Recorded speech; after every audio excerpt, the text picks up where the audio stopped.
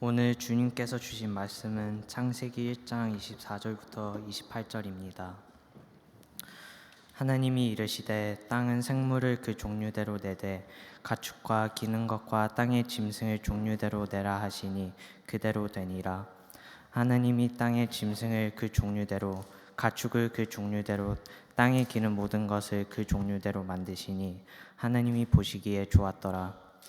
하나님이 이르시되 우리의 형상을 따라 우리의 모양대로 우리가 사람을 만들고 그들로 바다의 물고기와 하늘의 새와 가축과 온 땅과 땅에 기는 모든 것을 다스리게 하자 하시고, 하나님이 자기 형상 곧 하나님의 형상대로 사람을 창조하시되 남자와 여자를 창조하시고, 하나님이 그들에게 복을 주시며 하나님이 그들에게 이르시되 생육하고 번성하여 땅에 충만하라.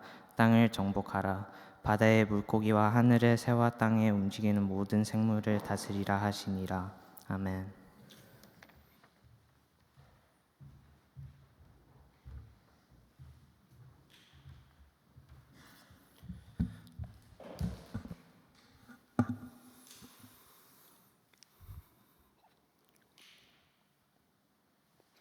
성경을 시작하고 있는 창세기 1장, 지난주에 전했듯이 그리스도를 믿는 우리에게도 매우 중요하다고 했습니다. 세상의 기원 그리고 우리 존재, 모든 존재의 근원이 하나님에게 있다는 믿음, 소위 창조신앙이라는 것을 담고 있기 때문이라고 하죠. 오늘은 하나님의 창조에서, 창세기 1장이 전하는 하나님의 창조에서 특별히 사람의 창조에 관한 말씀을 전하려고 합니다. 말씀 가운데 우리 각 사람이 받고 따를 수 있는 하늘의 소리가 있기를 바랍니다. 오늘 본문을 읽었는데 이 앞에 있는 내용을 먼저 간단하게 살펴보면, 창조의 첫째 날에는 하나님께서 빛을 만드시고 낮과 밤을 구별을 하셨습니다. 둘째 날에는 궁창을 만드시고 위의 물과 아래 물을 나누신 다음에 그 궁창을 하늘이라 부르셨습니다. 셋째 날에는 땅과 바다를 만드시고 그 땅이 식물을 종류대로 내게 하셨죠. 넷째는 이미 만드신 하늘에 광명체들, 빛을 발하는 것들을 두어서 땅에 비추게 하시고 또 시절과 시간을 나타내는 것들이 되게 하셨습니다. 다섯째 날에는 바다의 고기가 종류대로, 하늘의 새들이 종류대로 있게 하셨습니다.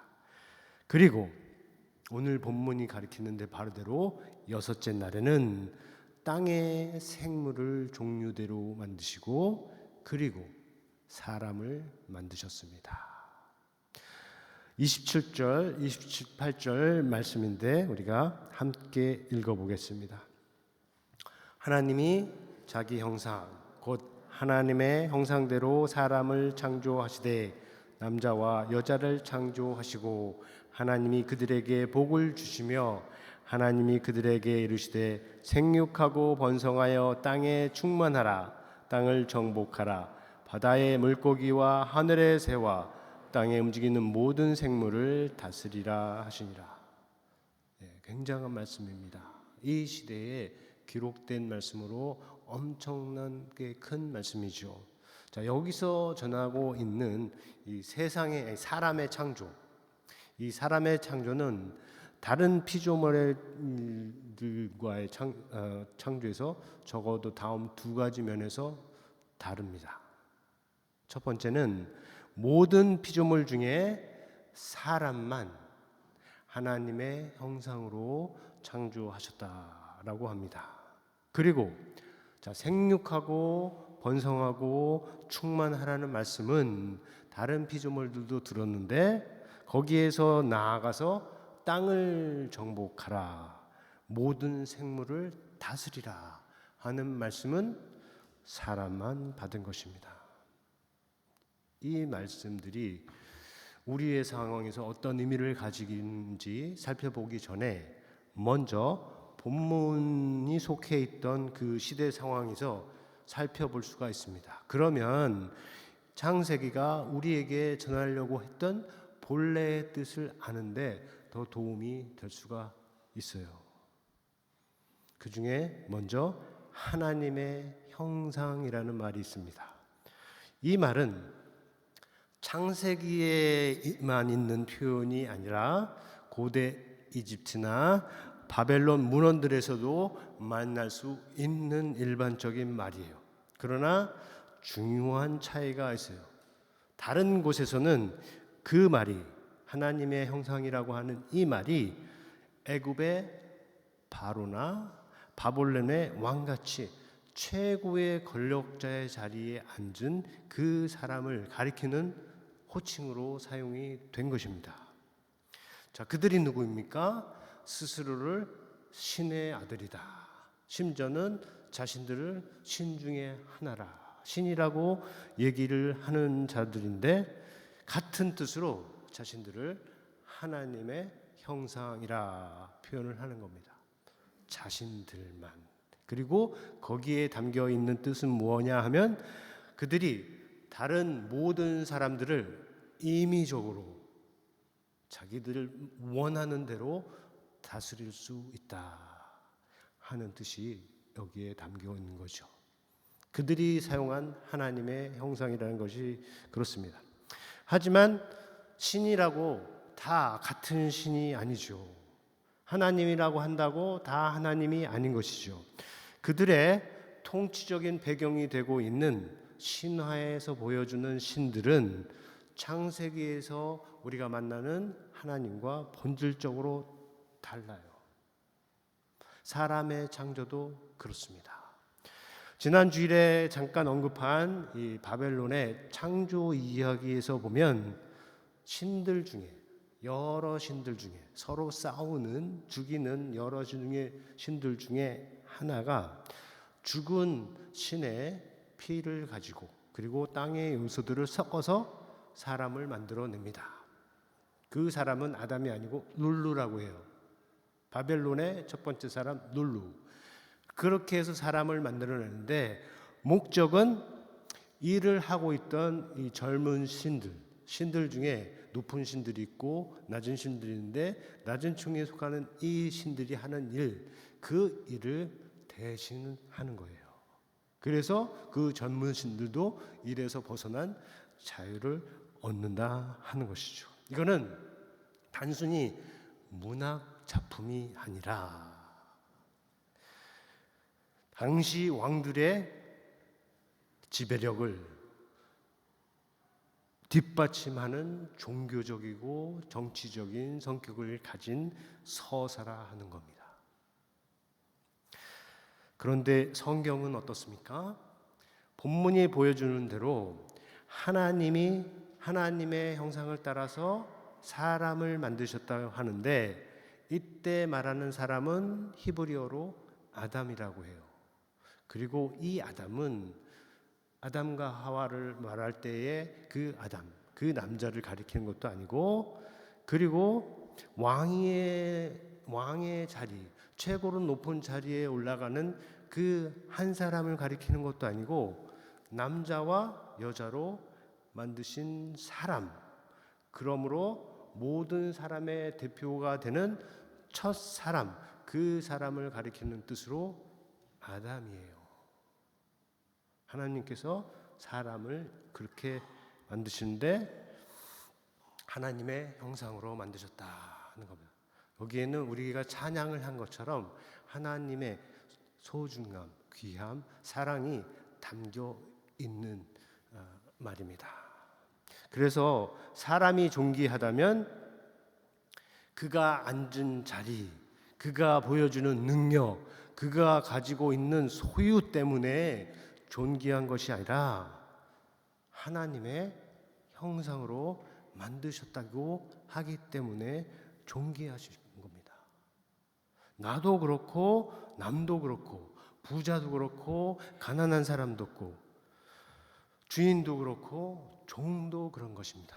이것은 분명히 시대를 거스르는 말이고 시대를 앞서서 그래서 세상을 선도하는 말이라고 할 수가 있습니다.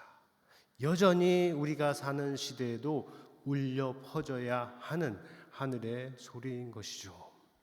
자, 둘째로 땅을 정복하고 모든 생물을 다스리라 라고 말씀을 하셨는데, 이 명령도 창세기에서는 왕이나 소수의 인간이 받는 것이 아니라 모든 사람에게 주어지는 하나님의 말씀인 것이에요. 사람이라면 누구든지 이 명령을 주신 하나님의 말씀으로, 이 명령을 하나님의 말씀으로 받을 수 있고, 그리고 그에 따라서 다스림의 삶을 살 수가 있는 것입니다. 자, 이것은 이스라엘 안에서는 왕이라도 갖고 있는 생각이고 믿음입니다. 그래서 다윗의 시라고 하는 시편 8편에 보면 이렇게 기록되어 있죠. 여러분들도 잘 아시는 내용이니까 우리가 한번 같이 읽어보겠습니다. 시작. 사람이 무엇이기에 주께서 그를 생각하시며 인자가 무엇이기에 주께서 그를 돌보시나이까. 그를 하나님보다 조금 못하게 하시고 영화와 존귀로 관을 씌우셨나이다. 주의 손으로 만드신 것을 다스리게 하시고 만물을 그의 발 아래 두었습니다. 네, 이건 역시 엄청나게 큰 생각을 담고 있는 시편입니다. 아까도 말했듯이 창세기 1장의 내용을 아주 잘 반영하고 있는 시편이에요. 자, 여기에서 언급하는 사람도 남자가 아니고 왕도 아니고 모든 사람이죠. 다스림도 왕 한 사람에게 해당하는 것이 아니라 모든 사람에게 적용되는 것입니다. 그래서 자신을 신처럼 여기는 바로가 다스리던 애굽에서 그 땅에 종으로 팔려가고 누명을 쓰고 감옥에 갇혔던 소년 요셉이 바로조차 듣고 따르는 높은 자리까지 올라갈 수 있다는 것입니다. 자, 이제 우리의 상황에서 본문의 뜻을, 그 의미를 좀 더 생각해 볼 수 있습니다. 먼저 창조에 대한 거리감이에요. 여러분, 하나님이 창조하셨다고 하는데 그거가 얼만큼 가깝게 느껴집니까? 최초의 아담만 아니라 우리 한 사람 한 사람도 하나님이 만드셨다는 것이 우리가 가지고 있는 창조 신앙인데, 그에 대해서 여러분이 얼마만큼 가깝게 느끼고 있는지 생각을 해볼 수가 있어요. 왜냐하면 우리가 가지고 살아가는 이 몸은 성경에서 말하듯이 하나님께서 이렇게 만들어주신 것이 아니라 부모님의 사랑 안에서, 부모님의 안에서 잉태되고 태어난 몸이기 때문에 그래요. 그래서 하나님이 사람을 창조하셨다는 이 말씀에 대해서 거리감이 좀 느껴질 수가 있다 하는 겁니다. 그렇지 않아요? 하지만 좀 더 생각해 보면 우리가 부모님에게서 받아서 갖고 살아가는 이 몸이 바로 사람의 몸이라는 것이죠. 하나님이 만드셨다고 하는 사람의 몸입니다. 개나 고양이가 아니고 소나 나귀가 아니라 사람이죠. 모양은 다 달라도 모두 다 사람의 몸을 갖고 사는 겁니다. 전생에는 다른 피조물의 모양으로, 또 나중에 죽은 다음에 후생에는 또 다른 피조물의 모습, 이렇게 된다는 것은 다른 종교들의 얘기죠. 성경에 따르면 사람은 처음부터 사람이고 지금도 사람이고 죽어서도 사람입니다. 그렇죠? 그것을 생각할 때 우리는 시편 139편에 기록된 것처럼 고백을 할 수가 있습니다. 내가 부모님에게 물려받은 몸이지만 이 몸을 하나님의 창조 안에서 일을 할 수 있다 하는 것이죠. 세 번째로 창세기가 말하는 하나님의 형상이 도대체 무엇을 가리키는지는 우리가 그리스도를 통해서 제대로 볼 수 있다 하는 겁니다. 성경은 창세기처럼 모든 사람이 하나님의 형상으로 창조되었다고 말을 하고 있습니다. 그런데 또한 예수 그리스도만을 가리켜서 그를 가리켜서 하나님의 형상이라고 말을 합니다. 바울이 고린도 교회와 또 골로새 교회에 보내는 편지에서 그리스도를 가리켜서 보이지 않는 하나님의 형상이다 라고 말을 했고, 또 히브리서에 보면 그리스도를 가리켜 그는 하나님의 영광의 강체요 그 본체의 형상이다 라는 말을 우리가 만납니다. 자, 무슨 뜻인가요? 창세기에서 말하는 하나님의 형상의 의미를 그리스도를 통해서 찾을 수 있다 하는 것입니다. 창세기에서 보아도 하나님의 형상은 사람의 얼굴이나 모양을 가리키는 것이 아니에요. 하나님의 모양과 외모와 사람의 외모에 닮음이 있다는 것이 아닙니다. 비슷하다는 뜻이 아닙니다. 이방 종교들은 그렇게 보았습니다. 그들은 자신의 신들을 자연의 일부와 동일시하기도 하고 짐승이나 사람의 형상으로 만들어서 자기들의 신전 안에 이렇게 세우기도 했어요. 그러나 성경은 그것을 단호하게 거부하죠. 그리스도를 하나님의 형상이라고 할 때도 그렇습니다. 그때 가리키는 것은 그리스도의 얼굴이나 그리스도의 몸을 가리키는 것이 아니에요. 그렇죠?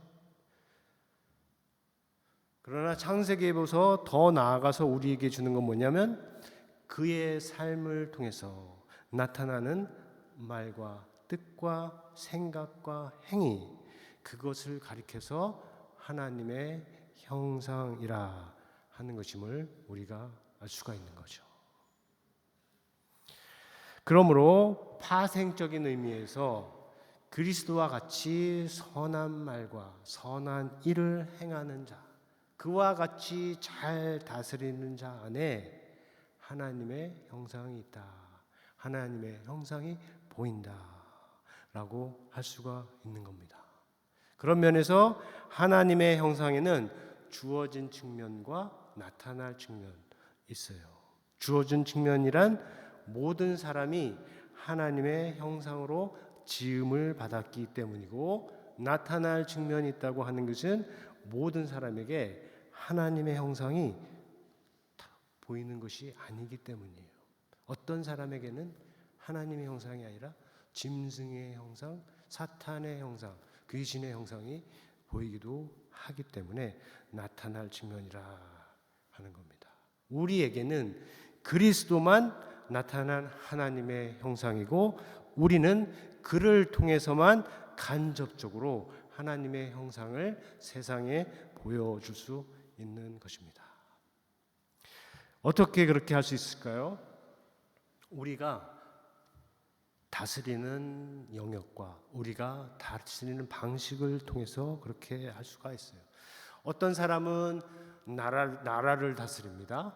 또 어떤 사람은 도시를 다스려요. 어떤 사람들은 회사나 부서를 다스리죠. 어떤 사람들은, 모든 사람이 그런 것은 아닙니다. 그런데 모든 사람은 자기의 몸과 자기의 시간과 자기의 물질을 다스릴 수 있습니다. 몸이라 하는 것은 생각과 감정, 말과 행동을 포함하는 것이죠.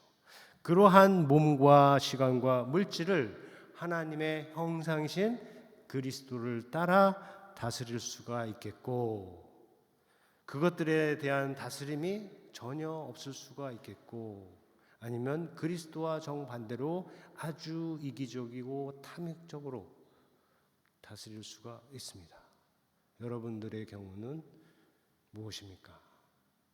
여러분이 예수님을 믿기 전하고 믿은 후에 이 부분에서 차이가 있습니까? 여러분이 사는 인생에서, 여러분이 맺는 관계에서 차이가 있습니까? 지금 세상에는 다시 태초의 혼돈과 무질서 상태로 돌아가는 경향이 많이 보여요. 자, 권력과 재물이라는 것이 소수에게 집중이 되고 다른 사람들을 자기를 위한 종으로 부리려 하고 소수의 이익을 위해서 수많은 사람들이 생명을 빼앗기는 볼모로 사용되고 있습니다. 세계 전체적으로 본다면 또 많은 사람들이 피조물을 사람들이 만들어낸 것을 세상이 만들어낸 것을 하나님처럼 높이고 있고 세상을 다스리기보다는 자발적으로 세상의 지배를 받고 있는 때입니다. 사실 창세기의 배경이 되는 세상의 모습이 그랬어요. 자유와 정의와 사랑이 없었습니다. 그런 것들은 사전에도 없었어요. 지배와 감시와 통제가 많은 세상이었습니다. 그래서 극히 일부만 자유하고 그리고 그들보다 더 적은 소수의 무리가 대부분을 차지하고 누리는 아주 어두운 세상이었죠. 세상이 그렇게 되는 것을 모든 사람들이 다 문제 삼는 것은 아닙니다. 그렇죠? 성경을 따라 산 우리는 문제 삼을 수가 있습니다. 그리고 성경을 따라 살면서 다음 두 가지 오늘 말씀에 비추어서 생각을 할 수가 있어요. 첫 번째는 사람은 누구든지 하나님의 형상을 따라 지음을 받았다. 그래서 존귀한 존재다. 함부로 대할 게 아니다. 하는 것이에요. 거기에는 외모나 능력을 말하는 게 아닙니다. 그냥 존재 자체를 말하고 가리키는 겁니다. 그래서 억압이나 학대를 받을 존재가 아니고 남의 볼모로 사용될 존재가 아니고 적어도 두려움 없이 자기의 것은 다스릴 수 있는 자유를 누릴 수 있어야 한다는 것이죠. 나만 그러시는 거 아니라 내가 싫어하는 사람도 내가 미워하는 사람도 세상의 모든 사람이 다 그렇다 하는 것입니다. 창조신앙이 넓혀주는 지평이죠. 우리에게 구속신앙만 있으면 안 되고 꼭 창조신앙이 있어야 하는 이유가 되죠. 둘째로 사람을 지배할 수 있는 것에는 다른 사람만 아니고 자기 자신의 죄도 포함된다는 것을 알고 먼저 각 사람이 죄에서 벗어나고 그리고 자신의 마음과 생각, 자신의 말과 행동, 자신이 할 수 있는 것, 자신이 다스릴 수 있는 것, 그 부분을 먼저 그리스도를 따라 잘 다스리는 것부터 시작을 해야 한다 하는 것입니다. 어디를요? 자신의 속과 자신의 박 모두 다. 그것은 하나님의 형상이신 그리스도께서 보여주신 것이고 그리고 오직 그 안에서만 가능한 길입니다. 우리는 그 길을 모두 갈 수 있기를 그 길로 행하는 사람이 되기를 예수님의 이름으로 축원합니다. 그래서 저를 따라서 다시 한번 같이 해보겠습니다. 하나님의 형상을 따라 삽시다. 두 번째는 이거에 이어진 답이죠. 그리스도를 따라 삽시다. 네, 그런 인생 다 되기를 예수님의 이름으로 축원합니다. 들은 말씀 생각하고 우리 거듭의 기도 시간 갖겠습니다. 오늘은 하나님의 형상을 따라 살자라는 말씀을 받았습니다. 그동안 하나님의 형상이 아니라 세상의 형상, 마귀의 형상, 돈의 형상을 따라 살았을 수 있습니다. 내 자신의 욕심을 따라 살았을 수 있는데 그러한 모습에 오늘 말씀하셨습니다. 아니다. 하나님의 형상을 따라 살라. 말씀에 대해서 마음에 새기는 주의 뜻이 여러분 가운데 모두 있기를 바랍니다.